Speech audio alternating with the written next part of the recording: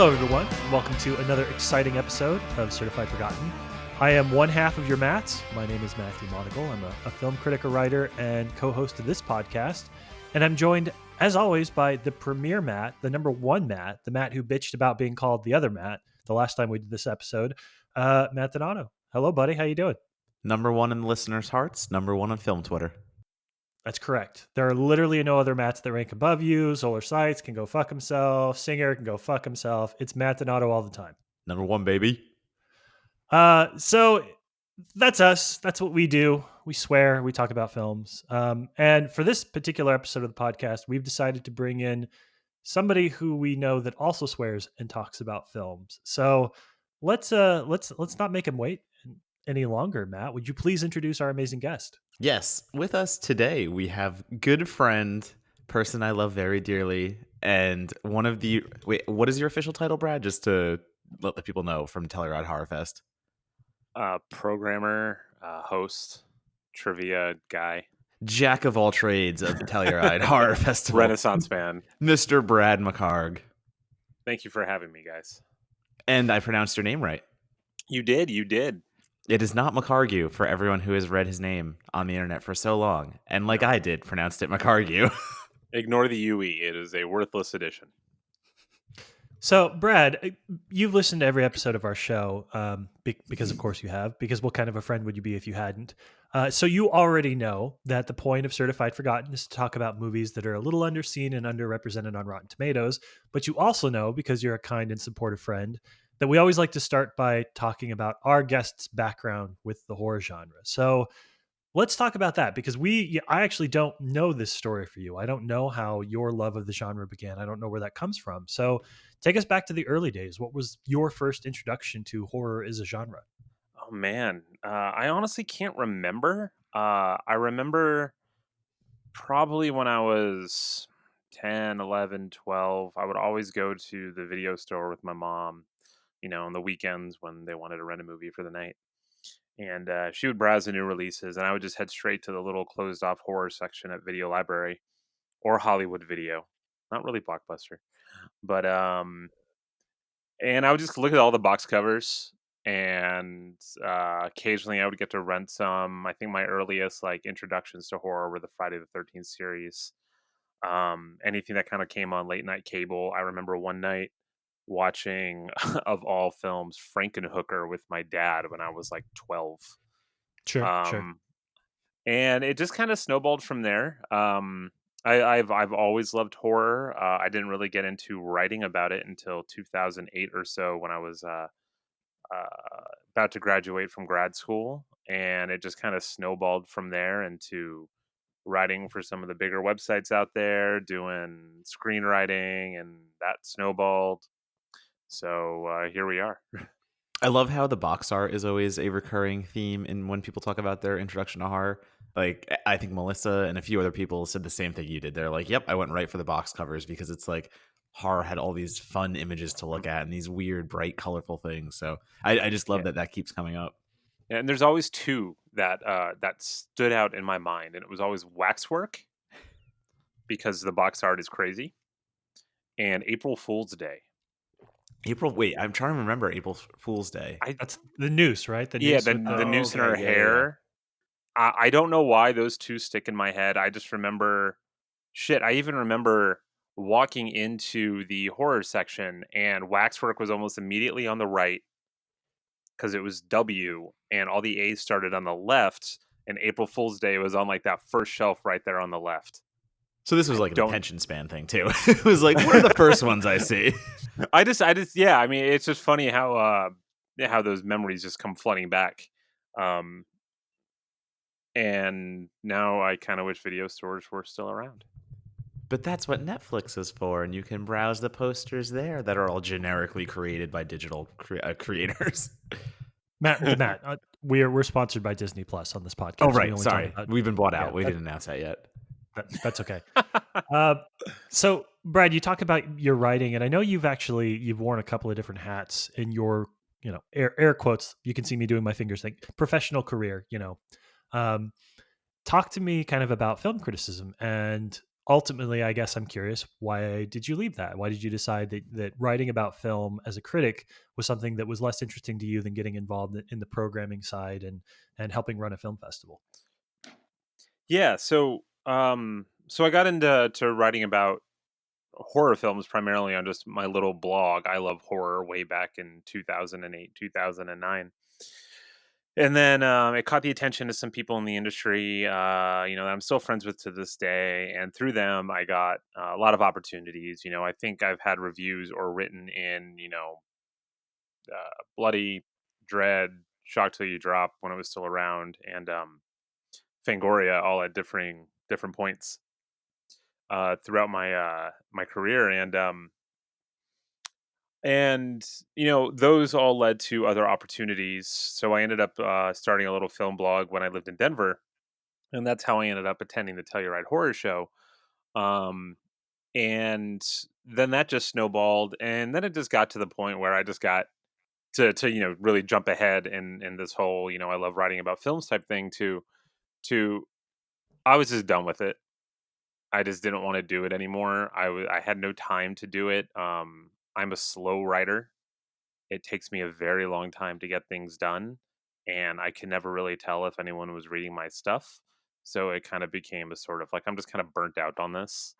So I stopped, but I ended up shifting focus eventually to screenwriting, and now with my girlfriend, I am making short films and trying to get features off the ground and all that. So I traded one form of writing for another, or one creative outlet for another. But still still very much involved in the film industry, be it through working for a film festival or just attending film festivals. I was lucky enough to be on the jury here at the North Bend Film Fest outside of Seattle. So still dipping my toes in the waters in a variety of capacities. I have no idea if I answered your question. Kind of went off on a tangent there, but I hope that Yeah, you clarifies. did. And I should say real quick, the only reason that I said the air quotes professional career is because you, like both Matt and myself, are a writer who has an entirely separate career, kind of like the pay the bills thing. So, Mm. it's always interesting to me to talk about how people have managed to balance and keep that alive. And it seems that the variety of hats that you've worn in the film industry has managed to keep your appreciation, your love of the horror genre evolving over time and keeps you wanting to stay connected to the community, which I think is really cool. Yeah, yeah, and I mean, I've made so many amazing friends through writing about horror films and attending Fantastic Fest, and finally meeting you guys. And I consider you guys, as well as the many other people that we converse with on a daily basis online, some of my best friends out there, because we all have that common bond, that one commonality in horror films, and just a general love of weird cinema that you know keeps us coming back for more. So yeah, it's definitely a fun arena, even if you're not actively involved in it. Yeah, and like I can definitely go with you as well on the whole like writing is fun, don't get me wrong, and I wouldn't do it if I didn't love and was or at least be passionate about what I do. But if I didn't have Fantastic Fest, if I didn't have all the relationships I've made, if I didn't have like all the things that come along with writing, like I think I probably would have burned out too by now. I don't know how I haven't personally, balancing the day You're a job. robot. Yeah, I don't know. I can Yeah, write it's quickly. So that's the one thing I have in my favor. My reviews take me maybe like 45 minutes to an hour to write, and then what like one God, or two proofs after that and they're done. Yeah, jealous. but I mean, so that's one thing that does help me. But seriously, I mean, the community, I can't stress enough how beneficial that's been to my life and like how it's helped me find my own place in the world because I still talk to so many people and even like the dumbest crap like when I was doing online dating and crap like that and you'd meet someone and they'd be like, "Oh, I saw like that you watch horror movies in your profile." And I'd be like, "Yeah, I'm really passionate about it actually." And they'd be like, "Oh, I can't even watch trailers like that. Those are the worst things ever." And I'm just like, you realize more and more that there is such a small subset of people that actually love horror as much as we do. So when you find people like us, I don't know, like writing opens up those doors to me. So like I don't want to lose that like ever. Yeah, no, I mean it. Just the writing component, even though I don't do it anymore in quote unquote professional capacity, it got me the opportunity to work for Telluride, which allowed me to meet Becky, and now I live with her, and it's phenomenal. And she loves horror movies even more than I do, we're making movies together. So it's, all these great things came out of it, even if there are times in the past or even now where it's just like, I can't believe I ever did that. No one ever read my stuff, but in the end, it's, for me at least, it's less the impact my writing had and more just the, to be cheesy, the friendships I made along the way. Oh, Mm. and also you prove that age-old comeback of, well, film critics are just critics because they can't create on their own. And it's like, oh yeah, I have plenty of friends that went into space that do the creating. Well, let's find out what Right. the response is to the stuff that I create before we say that. We'll wait for that. That's a good point. Wait until I post my negative review. Matt, you write negative reviews? I'm just kidding. Oh, that Oh, We'll just hey, put a oh, we'll just put a hey, red we'll just bada put a red boopy. filter over everything. yeah. Yeah. As long as you put red in every scene and make that the main color, like I'll be into it. Don't worry about it. And also monocle, fuck you.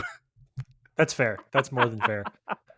Um, we're gonna actually the theme of that writer creator is gonna play really hugely into our conversation about this film, I think. But one last question for you, sort of before we dive into that conversation. Now that you are a programmer, now that you're involved in screening and pre-screening a lot of films and helping identify stuff for a horror film festival, like where are you finding things that are interesting and exciting for you? Like where are you finding movies that everybody is talking about, oh, horror genre is better than it's ever been, and we all agree, otherwise we wouldn't probably be writing about it as much as we did. But like, where do you find the films that get you excited? Are they referrals? Are they things that you're seeing at festivals? Like, what's your source? Yeah, mostly film festivals.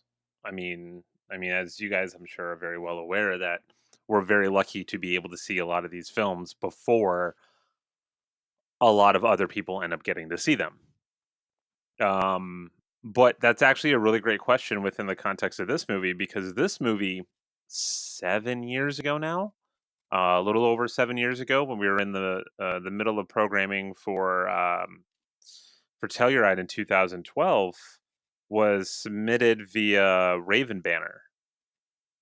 They gave us a handful of films, and they were like, "Feel free to check these out. We're trying to get them out there. Let us know what you think." And I popped in the Last Will and Testament of Rosalind Leigh on my computer, and I'm sitting there with the lights off, hunched over, watching it, and just blown away by it. Um, and then that ended up being one of the big films that championed throughout 2012 and into 2013, when I think it finally came out. So a lot of it is just, the standard submission process. A little bit of just hearing what people are saying about all these films, and then finally diving into them. Nothing crazy. To be completely honest, just your basic run of the mill submission process usually. Yeah, but I mean, like, that's a really good point, though. And it's something that Anya Stanley brought up on a Twitter thread that she retweets every so often, too, which is good. But basically, she included you on it, too. Mhm. Her thing was kind of, definitely, if you're into discovering horror, follow horror festival programmers, not just critics, because I mean, we can only see so much at these festivals and we do what we can. I mean, even thinking back on my output, when I first went to Fantastic Fest the first few years, I didn't really know anyone. So all I was doing was movies. And yeah, I was walking out of there, 30 movies deep, 40 movies deep. But now it's kind of like, I have friends. I want to do other things at Fantastic Fest. And I'm maybe only seeing 20, but the programmers are the ones that see everything. The programmers have had their hand in everything. And not only that, but even if something doesn't get programmed that a one personal programmer likes, they'll still support it. So I do love this idea that like horror programmers are the ones that we should probably be like turning to for the best recommendations. Yeah, I think the fun thing about being a horror programmer is, like, I'm always, and as you guys know, just in my general personality and my opinions on films, I'm always kind of the outlier. I kind of go against the grain or don't align with the consensus on a film. And, That's an affectionate way of saying that you're kind of a grump, Brad, which is adorably true. I am not grumpy. Uh, I mean, um, Becky's helped that. a little bit, but no, it's. I think a good recent example is with Coco D Coco Day, which has just freaking played everywhere now. It's just blowing up in terms of where it was playing, but almost everyone I've talked to was not a fan of it. But it is very much my shit. And if it weren't for film festivals, I would never have had the opportunity to see it. And it is just, it's weird, it's crazy. It does a lot of just bizarre stuff. It doesn't really have a traditional strict narrative, which those are the types of movies I'm generally drawn to. And I kind of feel like Rosalind Leigh is sort of like that in a way, but just being able to see these movies and champion them, even if I'm the only one who is just like, you guys need to see this movie. It's absolutely amazing, and I'm giving a lot of shit for it, like I usually am. Um, Hey, you're I'm talking okay. you're talking to a guy that likes the gallows. Hey man, like in the end, it's like what you like. I was actually having this conversation yesterday where it was like, I know a lot of people are like, they'll see a horror film and they'll be like, "Oh my god, that was the greatest movie I've ever seen. That was one of the best horror films in recent memory." And then a week later, they say the exact same thing about another film, and I'm like, you guys need to rein it in a little bit. And Well, I that's think not to that starts a conversation about who's saying it and what access they're getting true. and what they're trying to keep up. I think more than that's a whole different conversation about the current state of the film Hmm. criticism community and wanting to be quoted. And like, yes, I know You're. the joke is always that Hmm. like I get pull quoted all the time. But the thing is, I'm watching a shit ton of movies, and if I like something, I like it. Also, sadly, like if I don't like something like Hmm. Satanic Panic, I'm not staying silent on it. Like I'm definitely my negative reviews out there. So I think Exactly. it's dancing that line of like, who are we trusting to say every horror movie that comes out is the next best thing in horror versus who's like, yeah, that's good. Hmm. Well, I think a lot of it is, at least from my perspective, is there's maybe one movie a year that I will just throw all my weight behind and champion as an absolutely amazing film. And this year it was Coco D Coco Day. So all the listeners, you need to go find a way to see that because it's incredible. And back in 2012, 2013, it was the last will and testament of Rosalind Leigh, um, because that sort of film. Again, it comes down to, it's very much my shit, and when it's very much your shit, it's the type of film you want to go to bat for. And I feel like a lot of people tend to go to bat for too many movies, and that's not a bad thing, that's a good thing. But I feel like there's no real distinction between, this is a great movie and this is a great movie to me. Like there's a personal resonation, or it resonates with me on a personal level. So I'm going to champion it. And I know it's kind of a foolish argument, and it's maybe trying to find the bad within a whole host of good, but I feel like it allows you to kind of understand a person's taste a little bit better, and it allows you to maybe gain some insight into why someone thinks a certain movie is so good. It kind of informs her personality in a way, if that makes sense. Well, I would say too, Brad, part of that is volume, right? Like, and there are people that are like, we're inundated in really great horror right now, so I'm going to champion it all, which is a totally valid approach. But it's the old Incredibles quote: when everything is special, nothing is. And it's really hard because we have so much good stuff to sort of separate the wheat from the chaff. And that's going all the way back to the point you made earlier, Matt, about your reviews. I think part of the reason why, we joke about Matt getting pull quoted is because you see everything. You see the movies that have less than five Yeah. reviews on Rotten Tomatoes, which is why this podcast exists. So I kind of am of the opinion where it takes both types. We need the Brads of the world who are going to be like, if I find one movie I like, that's all you're going to hear about. But then we also need people that are seeing everything and sharing everything. It's not that you're not seeing everything. It's just, there you need the people that are sort of like, here's everything that should be talked about, and then a few people like Brad that are basically like, yeah, but here's the ones you really need to see. Yeah, and I just looked it up, and Coco D Cocoda does have, I think it has distribution already, and it came out Mhm. in November, or it's coming out soon. So those of you who do want to see it, look out for it on VOD. And if you live in Los Angeles and New York, you can see it there, Noise. And prepare to cry. It's sad. or yell at Brad, You can yell at me too.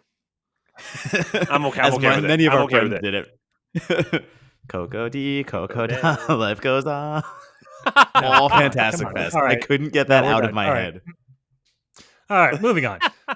This feels Segues. like a good point. This feels like a good natural segue into the topic of today's podcast, which is the last will and testament of Rosalind Leigh. Um, Last Will and Testament, as Brad alluded to earlier, came out in 2013. It is a film. It is a two-person and really just a one-person film. You have one actor who's played a character named Leon, who's played by Aaron Poole, who is revisiting his childhood house after his mother has died and kind of refamiliarizing himself with the surroundings. You have the voice of Vanessa Redgrave, who's plays the late Rosalind Leigh, whose voice sort of guides us, not him, through the house and understand his relationships to the objects that he's seeing. And the film itself kind of plays out as a ghost story. It plays out as a religious allegory and kind of this bittersweet horror film.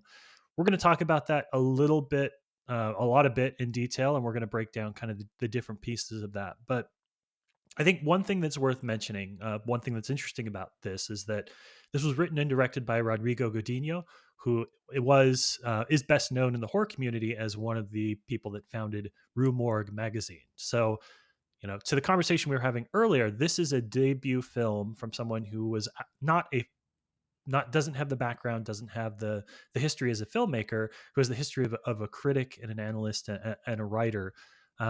So, Brad, I'm going to start the conversation with you. I'm actually going to ask you, as somebody that has gone through that process now of going from a writer to a creative to somebody that's creating film. What is it about this film that resonates for you, and why is this such a good first feature? It's different. I know that is maybe not the greatest answer in the world. Um, I feel like there are a lot of great movies out there that do a lot of the same, and that's not bad in any way, shape, or form. Every story's been told in some capacity, but I feel like it took a basic setup of death in the family and coming to grips with it and wrestling with the demons of the past, as it were. And it does it in a very unique way. It's not traditional in the sense that it's super straightforward and most of the dialogue is voiceover, which is cardinal sin of screenwriting. Don't have voiceover because it rarely works, and it somehow works. I mean, part of that is due to Vanessa Redgrave just being absolutely amazing at it, but it's the way I described it in my review when I reviewed it, God knows how long ago, was I kind of described it like a double helix where you have these two stories that are unfolding that inform each other in a very unique way. So, Brad, can I interrupt you there? yeah, certainly. Let me quote you from your original Dread Central review Okay. in 2012. The film's two narratives twist and turn around each other like a double helix, Yep. never intersecting, yet connected by a theme that sees it reach heights rarely attained in contemporary horror. That's you. Mhm. What do you think of what you said? I agree. Great. I I mean, let me rephrase that. I still agree. Even after having rewatched the movie for the first time in a couple years now, earlier today, in preparation for this, it tells these two unique stories of a woman whose life was both ruined and given meaning by religion, and her coming to grips with that almost as a ghost basically, and her son whose life was ruined by religion and coming to grips with uh, accepting that he doesn't need to believe in this to move on to live his life, which is the exact opposite of what his mother tried to get him to believe. And I believe that the way the film is presented with this mix of a voiceover as Leon is moving through the home and discovering these little things about it involving his mother, you know, buying up all of the antiques that he was selling, and he kind of comes home to a living museum of his life, and the way everything just sort of twists and turns and just kind of reaches this apex at the end where each character uh, they fully understand everything. They how do I even describe it? They each character gets that catharsis almost in a way, but on two completely opposite ends of the spectrum.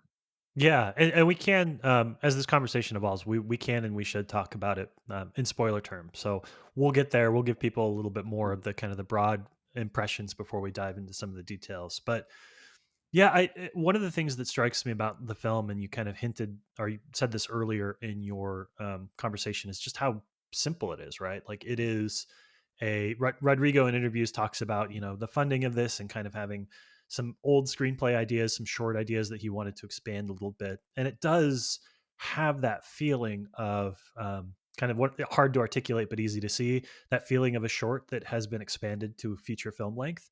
A lot of times I sort of associate that with an idea, like a central conceit that they seem to be playing with. And in this case, to what you're saying, it definitely that idea that there are, it's only him and it's only her voice, and that double helix, that these two things are operating in parallel but independently. That does feel like something that's been blown up and expanded on for the feature length. But it is something I think that makes this stand out. And I think I have a very specific read on the film that I'll get to in a little bit, but I think that that's something that makes this interesting. Is just we're used to ghost stories, and we're used to ideas of the characters communicating or trying to communicate with other characters, but it isn't often that we get to see ships passing in the night, right? Like it isn't a lot. I mean, I wonder, having not seen it, if this is kind of the emotional catharsis that you feel when you go through Ghost Story, the Casey Affleck film. Kind of this idea of a presence that is present but not present at the same time.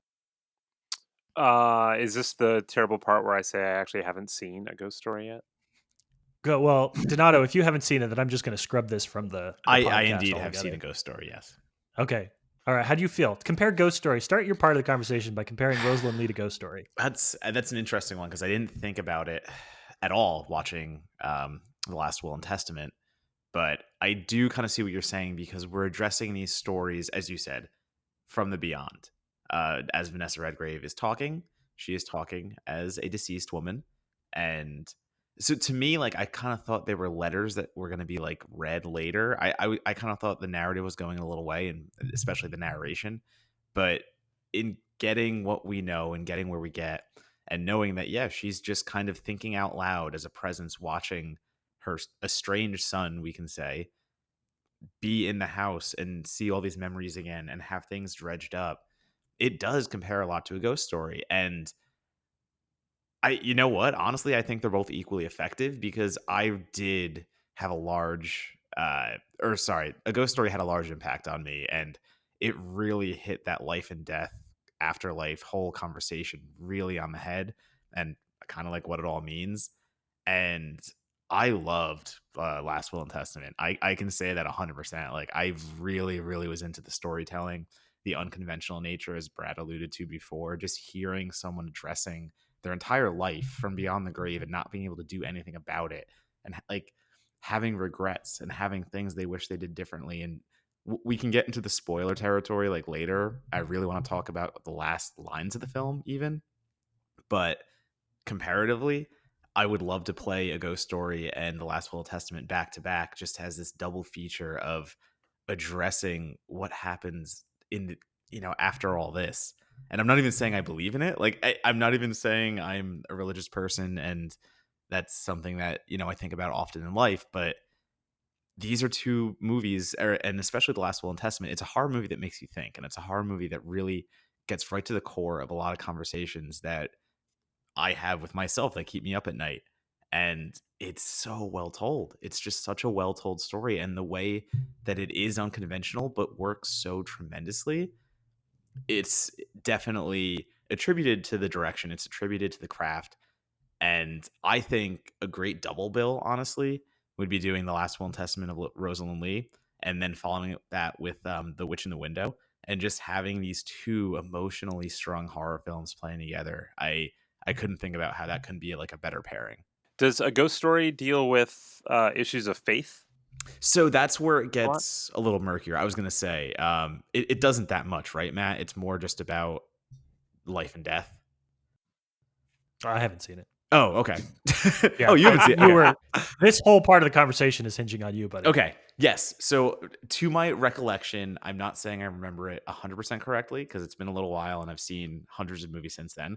But no, it's not as much about religion as it is just about like our bodies being here and then decomposing and being gone.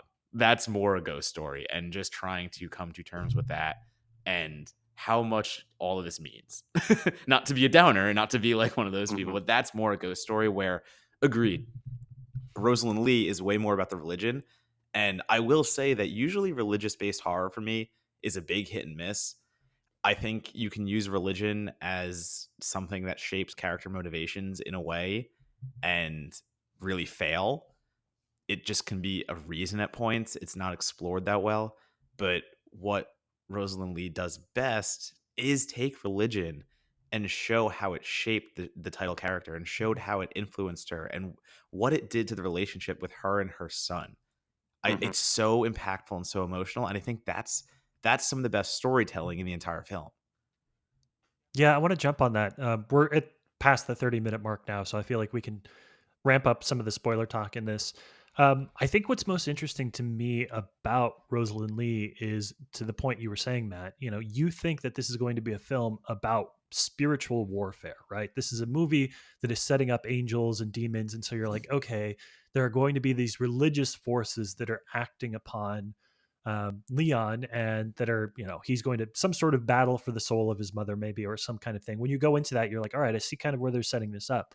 And the role that religion plays in this film is much more about the distance between the two of them. The religious stuff itself, it's there. It's not like this is a film that is devoid of religious and supernatural content. But the role of religion is not to be the exorcist, this supreme battle between the forces of good and evil. It's this tangible thing that has kept him and his mother separate for all these years. And I think the most interesting thing about Rosalind Leigh is the idea that in a lot of ghost stories, what gets thrown away with one single line. Every movie about a possession or haunting has one line where they're like, "Oh, spirits with unfinished business, ghosts with unfinished business." They just throw that away. Oh, a lot of times it's because they have unfinished business.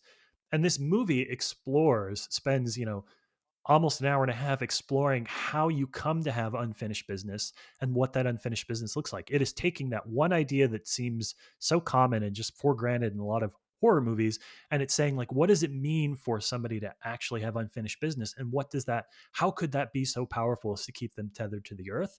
By the end of Rosalind Lee, you're like, no, I get it, I understand what that means now.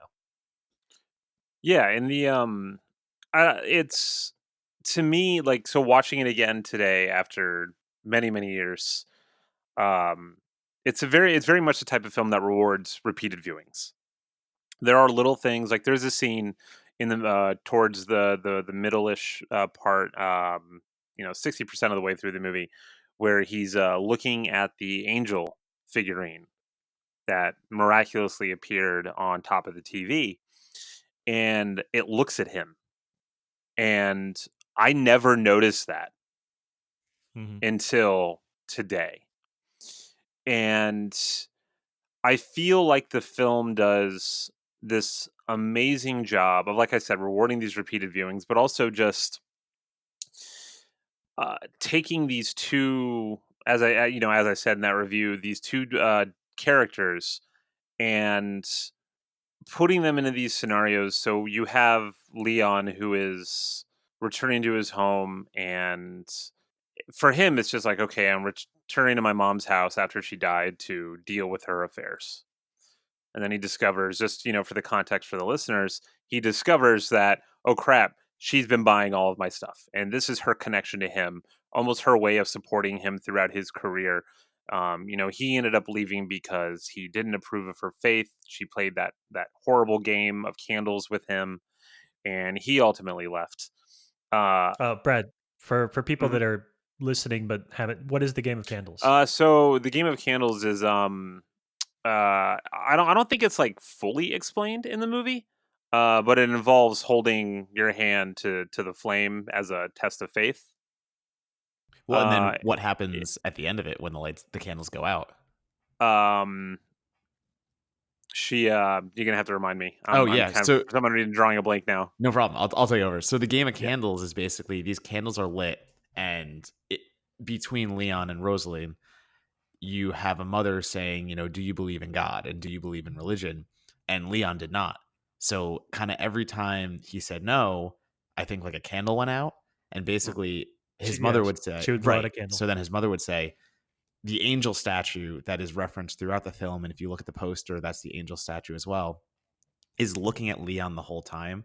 And the mother says, when the candles go out, the angel's not going to protect you anymore and she'll turn your back on you. So that's like the whole What's that significance is count? kind of like when the lights go out. If you don't say you believe by the time the lights go out, basically God has turned his back on you and you're fucked. So that is the game of Yeah, candles. yeah, and I And now that you said that out loud, actually, if you don't believe by the time the lights go out, I'm like, oh, there we go. That's a pretty good summary of the film itself. I absolutely love though how, and then this is one of the reasons I love the movie so much, is that on the one hand you have Leon, who throughout his whole life he's being resistant to the religion and the pain that it inflicted upon him, and how the angel cult that his mother was a part of led to his father's death. And on his side, the whole movie is him basically resisting his mother's urge to believe in all of this. And it's not until the ending, and I know, Matt, you said you wanted to kind of touch upon the final lines of the film, where throughout the entire movie, she's like, you need to believe, you need to believe, you need to believe. And then in the final lines of the film, it's almost like this cathartic moment where she realizes, you know, she fucked up in a way. It's like, what is life? She wanted her son to come back, but she also wanted him to come back and believe, and ultimately it just led to these feelings of loneliness that ultimately led to her death. And it's incredibly sad on her part, because he he has this big cathartic moment with the the creature, the cat that shows up as this. I think it represents a dual nature, depending on the character. So for Leon, it represents the encroaching. Uh, what's the word I'm looking for? Just the encroaching burden of religion that he's been trying to avoid. Whereas for his mother, it represents loneliness. And not to shift gears, I do feel that's one of the biggest areas where the film gets a little muddled in its message. I believe it could be a little bit more clear. But after watching it again, again after many years, a lot of it does become a little bit more, uh, just a little clearer, a little easier to understand in terms of what all of these things represent to each character. Again, a bit of a tangent, but Matt Donato, I actually want to address that directly to you, because you had mentioned the final lines in the movie, because that's where you get this shift of you need to believe, you need to believe, you need to believe, to all this belief has made me lonely. Yeah.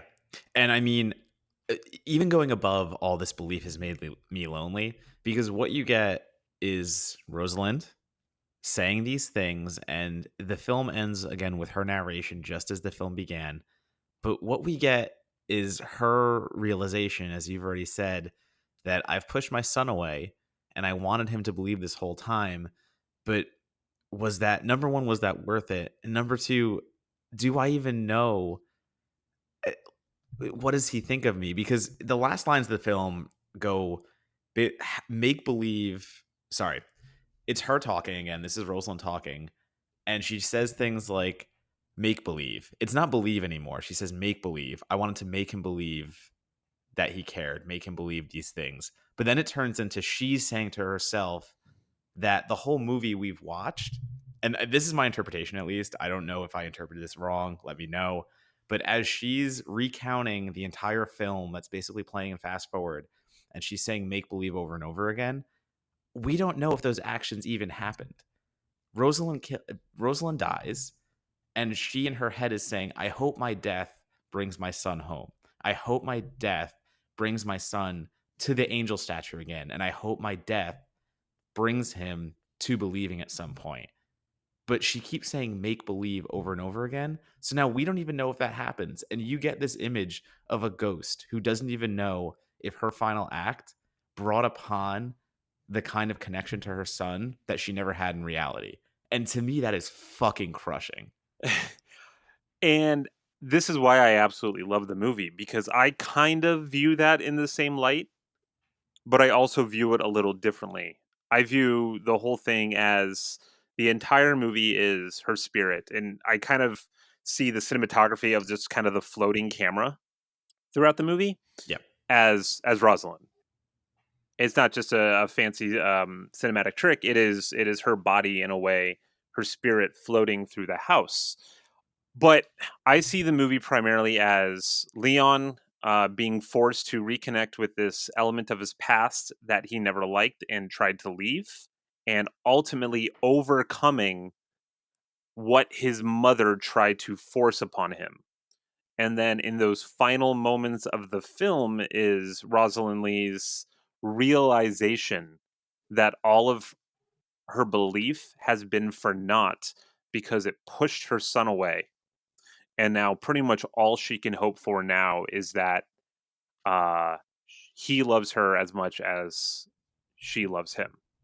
Yeah. And it's a Yeah, depressing film. It kind of comes off in this sad, beautiful, like, moment at the end, but as a whole, I think the movie is just crushingly depressing when it comes down to it.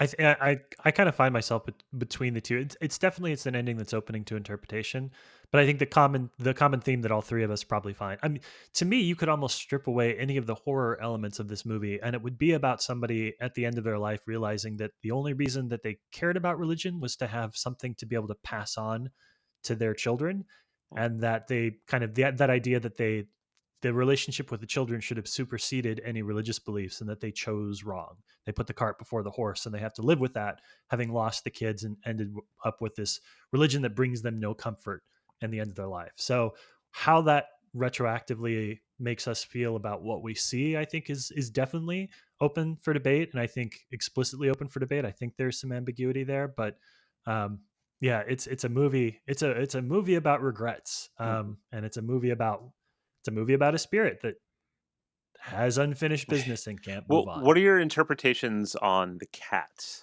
Yeah. So I want to get into that really quickly because I love the unexpected nature of the film. And I forget who said it before, but the Last Will and Testament of Rosalind Leigh is set up like a ghost story.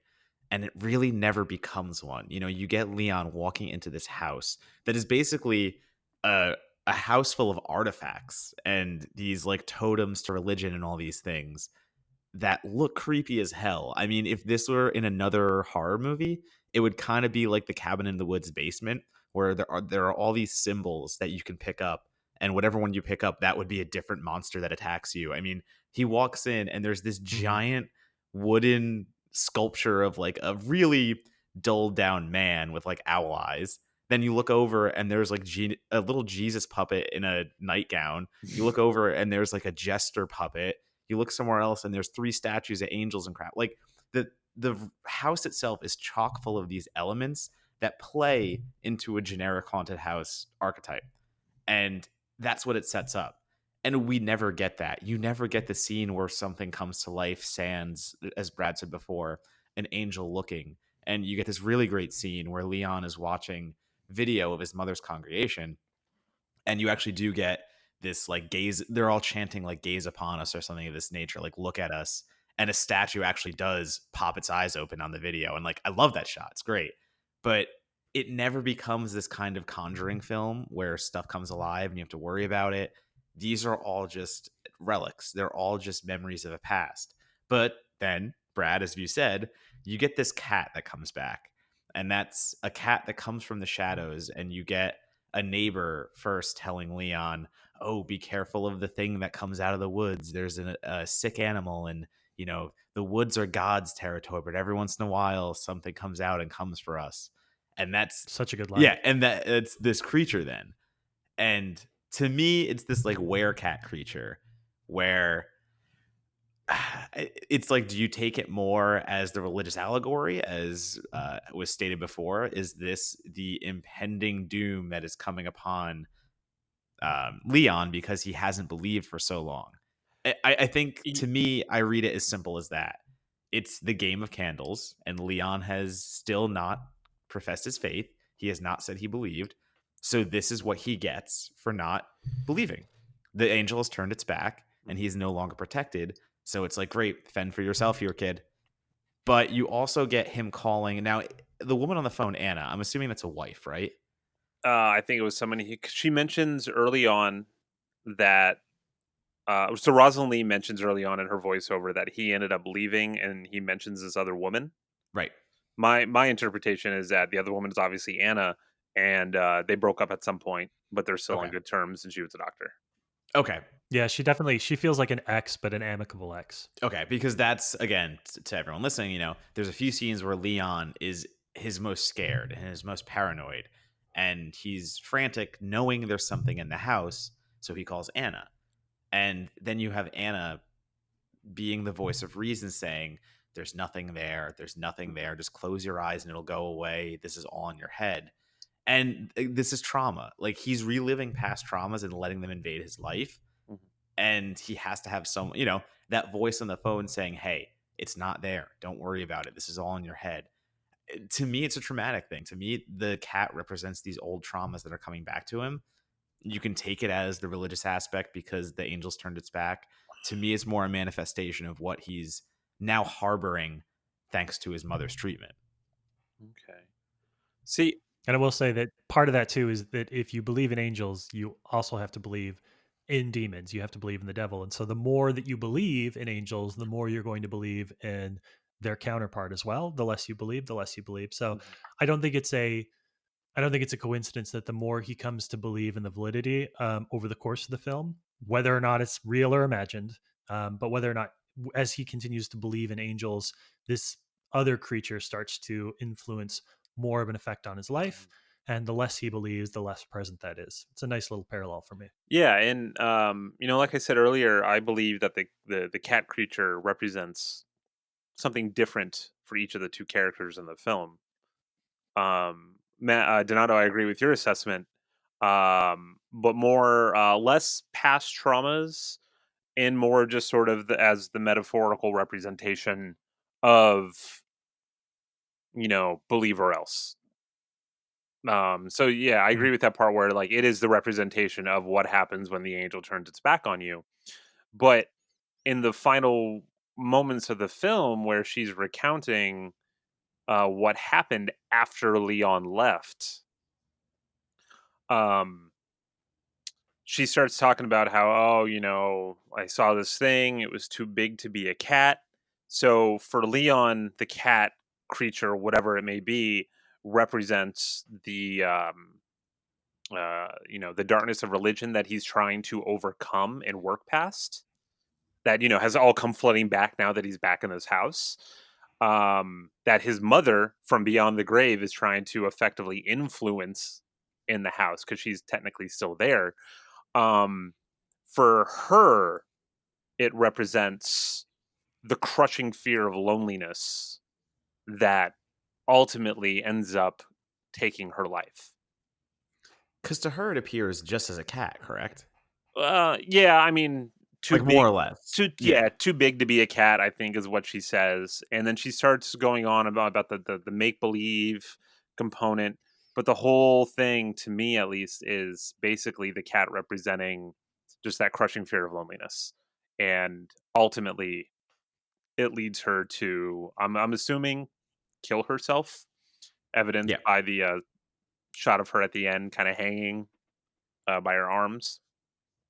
Well, yeah, so you get the pill Yeah. bottle shots, and then you get the Hmm. crucifixion Hmm. imagery at the end.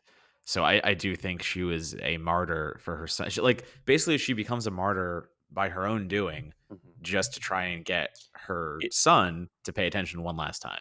yeah, it's weird because I feel like there's almost multiple narratives happening throughout the movie. There's a narrative of Leon coming home, discovering that his mom bought everything, and then his mom, throughout this entire process, is recounting the history.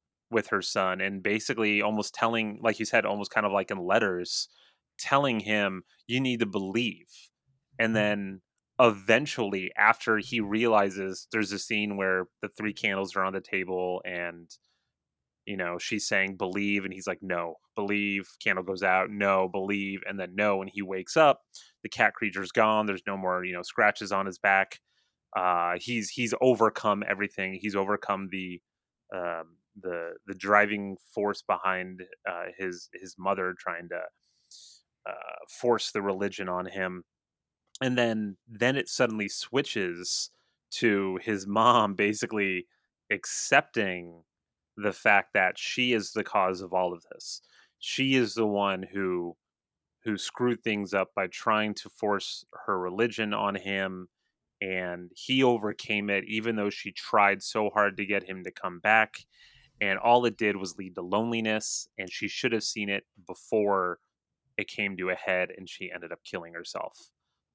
And that's where the whole issue of uh, the her seeing the cat comes into play. It is that loneliness that is taking over. So it's kind of like the to kind of harken back to a movie like Session 9, where people are talking about, like, so what does Gordon represent, or what does Simon represent in the movie, and everyone's going to have a different interpretation of it. Just as I feel everyone is going to have a different interpretation as to what the cat represents in the Last Will and Testament of Rosalind Leigh. Whereas in this case, I just think it depends on the character you're discussing. And I like It's how a they. Oh, sorry. Go ahead. I was gonna say, it's just that I think it's an overarching metaphor for the darkness in one's life and how it just generally impacts your life. Yeah, and I like how they gave us a physical cat to look at. I mean, a lot of other films might have kept the cat demon in the shadows. Mhm. And I'm not saying it's the best CGI. I'm not saying it's the best creation of Mhm. this cat, but I've seen a hell of a lot worse. And the way that they hide this monstrosity, first it's hidden in the shadows, but then it starts chasing Leon. And you get this one Mhm. actually pretty fucking brilliant scene where the cat comes into Leon's bedroom. And at first I'm like, oh, they're not going to show the cat, up close and personal with Leon. Like, it's not good enough effects to do this. But no, they go all out. Like, they Mhm. pan up and the cat is just not perched because it's on the ceiling looking down at him, but it's just there and it's just looking. And then it leans in and it licks his face, and he wipes his face when he wakes up and he's got the saliva there. And I'm like, that was a really effective shot and it was never taken out by the effects. So to be able to pull that off, and again, in this movie that was established as a kind of wispy ghost story, I was not expecting any of this. I love Mhm. the fact that it kept surprising me in these levels. Wh- What were your thoughts to slightly change tack? Because I definitely want to mention this before we end things. The fact that all of the voices on phones and recordings are all Anna and Leon. Well, wait, it's all them the entire time? Oh yeah, the voice of the security Yeah. is Leon. Oh my god, I thought it was Yeah. Julian Richling's voice. Nope. It's Leon as the voice of the security guy showing him the video, and the hold music. You are listening to Ascension music for et cetera, et cetera. That's Anna's voice. So that makes me think more and more that none of this shit happened because Oh, this is all well, from Rosalind Lee's perspective. it's all metaphor. Yeah. Yeah, It exactly. Yeah. yeah. The cat's not Well, real. The cat is merely No, a no, of metaphor. course. But Right. for the sake of the story, it's very much real. Um. Oh, I mean, I'm saying in my interpretation of the ending when I say like this is Rosalind Lee's imagining Mhm. of how she hoped things went. I think that closes it even more in the sense that those are the only voices that Rosalind Lee knows. So yeah, they're going to be the voices for everything, and this is all manifested in her post-death imagination. So again, well, can I? but go ahead. Yeah. Oh, sorry. I was just gonna say, can I jump in here? So, I want to throw something out here, kind of as we're wrapping up our conversation. See what you guys think that ties back together with a lot of what we're talking about. No, the So answer is no. I'm going to do it anyways. I was being polite. I'm letting our listeners know what's about to happen. So I saw this actually back in 2012. It played at the Anthology Film Archives in New York City, which is a great venue, especially for things like this. Um, the at the time, I was going back and reading some of the stuff that I'd written about it back in the time, and I was kind of underwhelmed. I get the impression, I don't know, it was like a long time ago, but I get the impression that I was sort of underwhelmed. The set design obviously stood out to me, but I described in a write up that I did, I described the story as sort of thin, which is a little stupid because it isn't. But as I was watching it this time, I think the thing that sort of unlocked it for me, and I'm always impressed at how one read on a movie or like one parallel or like one way of approaching it can unlock an entire film for you. The thing that I found myself coming back to over and over and over and over again for the last Will and Testament of Rosalind Leigh was video games, in particular independent horror, and thinking about the way that it was structured with sort of the cutscene format of the floating camera and the voiceover as you're telling stories, the fact that you have one central environment where a character, not a lot of overt action happens, but the character continues to engage with the environment and the environment starts to change over time. To me, there was a lot of Silent Hill, The Room, independent video game type stuff. Like a lot of that logic is baked into the storytelling of The Last Will and Testament of Rosalind Leigh. And when I found myself thinking about it from that point of view, I was like, this makes so much sense to me. And I understand because a lot of those video games are dealing with ideas of grief and loss, and they're dealing with concepts of, like blending the supernatural with very real human emotions. That kind of unlocked this film for me and made me understand in a better way what it was going for. So, how do you feel about Rosalind Leigh as kind of like an indie horror game, a Japanese horror game, like this thing that adheres to some of the logic that we're used to in horror video games? I think indie is the word there because like when I think Silent Correct. Hill, that's more the haunted aesthetic. But there's so much good indie horror that, of course, I mean, the names are escaping me right now. But you play these games that are hinged on life, death, trauma, depression, and these kind of themes. And there's never an overarching baddie. There's never an overarching anything. You just kind of like wander through a house finding clues, and you learn more about yourself as the character than you do fight demons. So yeah, that's actually a really good, it's not Fatal Frame or something of that nature, but it's definitely one of these character driven kind of self-discovery games. I that's a really good comparison there. Because the puzzle element that you talked about, Brad, watching it this time, I was like, oh, there is a like you could, like you would in a video game, wander through and see the writing on the wall that says if you drop a spoon, you're visited by a man. If you drop a knife, you're visited by a woman. If you drop a fork, you're visited by by something that isn't man or woman. He drops a fork later on, and something knocks on the door. There are all these little like cutbacks and circle backs and bits of puzzle logic in the film, and I was like, oh yeah, like I feel like I'm playing a really smart one of those indie non-combat driven video games. Mhm. I mean, I never even thought of the idea of video games when watching this movie. I can definitely see that, but I can definitely see how it's, when you go play through a video game again and you kind of come to a different conclusion based on, a direction that you take or something like that. Maybe that is mirrored in a way in watching this again and being like, "Oh, I didn't see that part." And that's going to completely change my interpretation of the film. But I think in the end, the big takeaway here is the fact that this is the type of movie that rewards repeated viewings.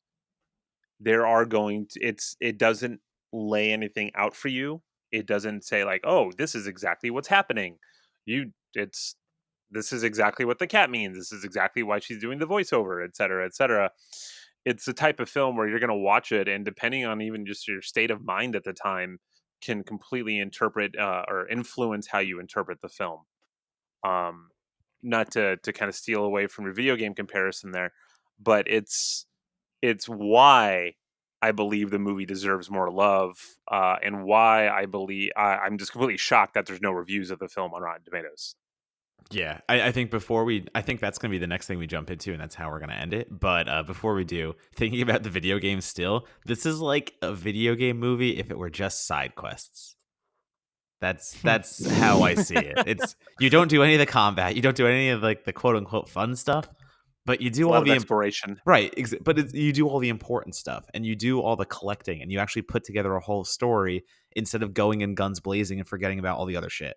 Like when I played the last Doom, I didn't care about finding all the tapes. I didn't care about finding all the dolls and stuff like that. I just went through and I blasted want my to kill way. demons. Exactly. I just blasted my way through. Yeah. But if you actually take the time to put all the pieces together, as you said, Matt, it becomes a full story and everything works together. So it's like, yeah, you can go through and not worry about all the side quests, and you can blaze through and shoot all the bad guys. And sure, that's fulfilling enough.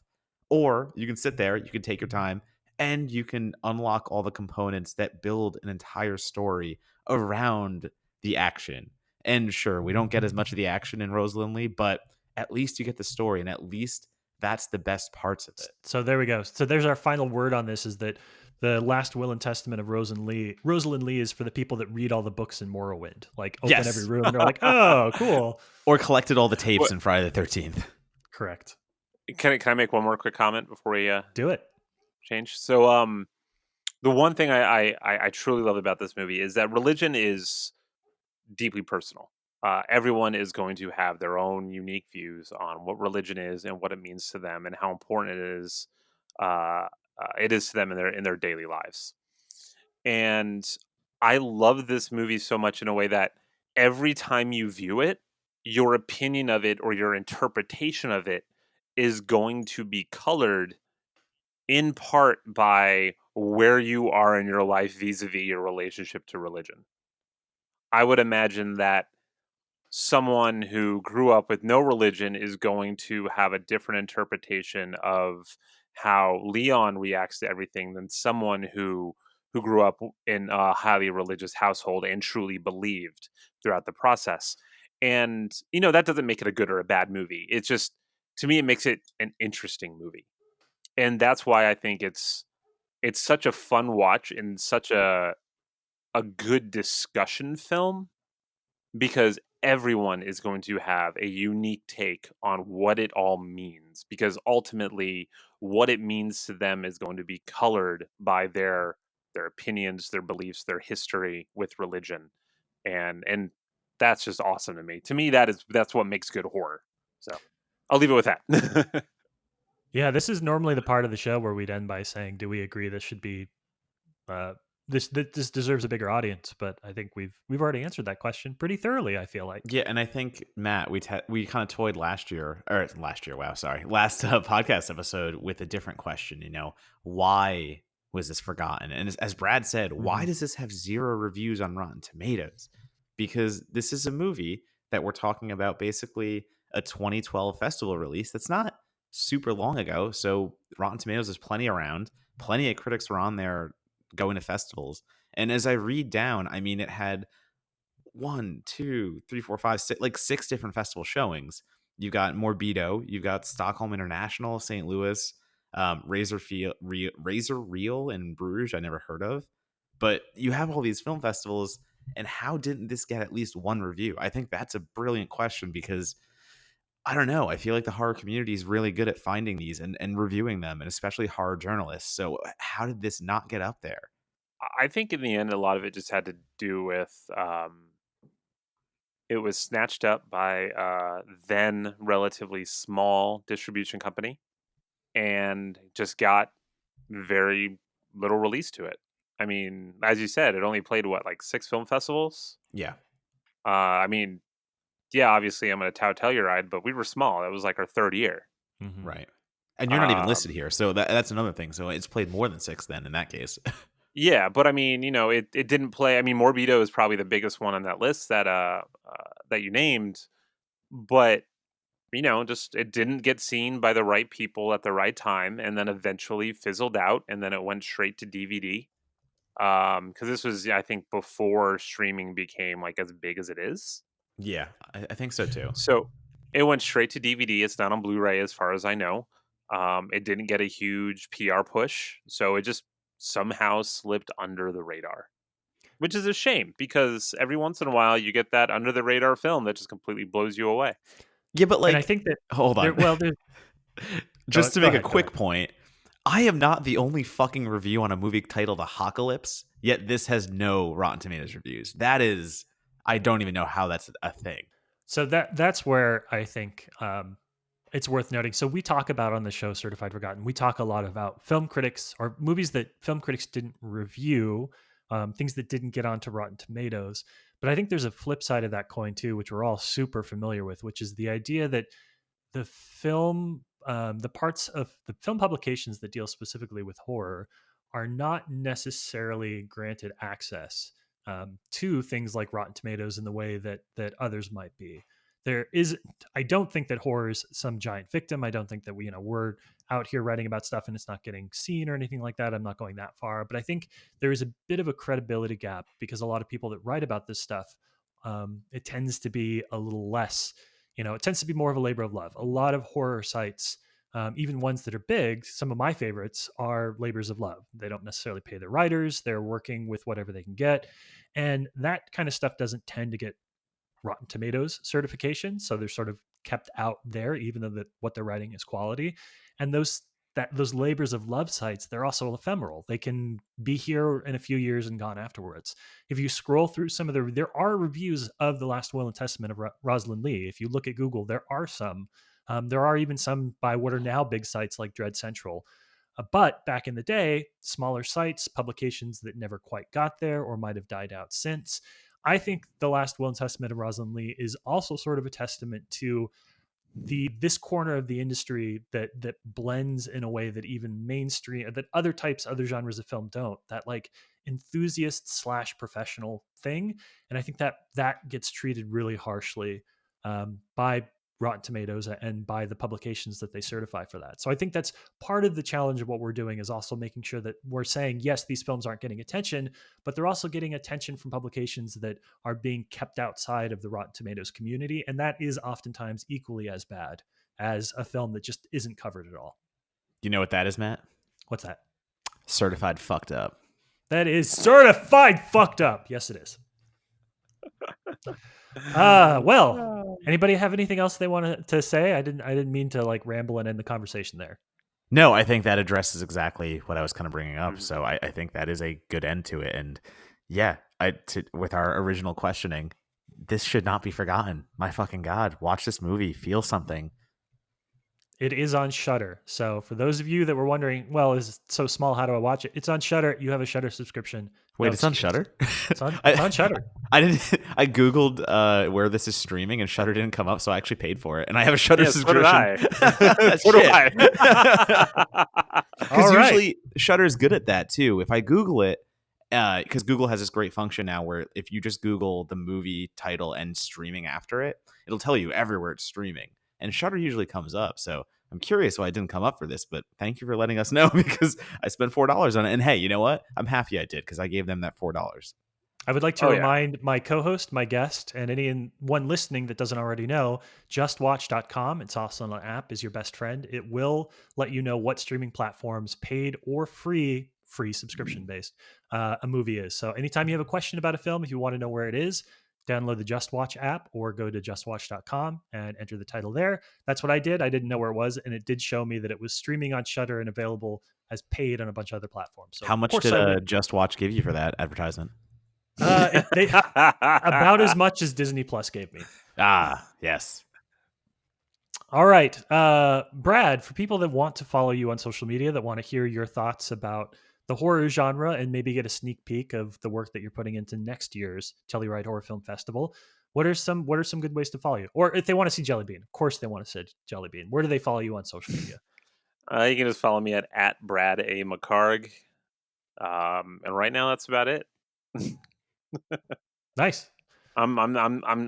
I've focused all of my efforts on ranting and being the lone dissenting voice on Twitter. So, and occasionally you get permanently banned from Twitter, and that's fun too.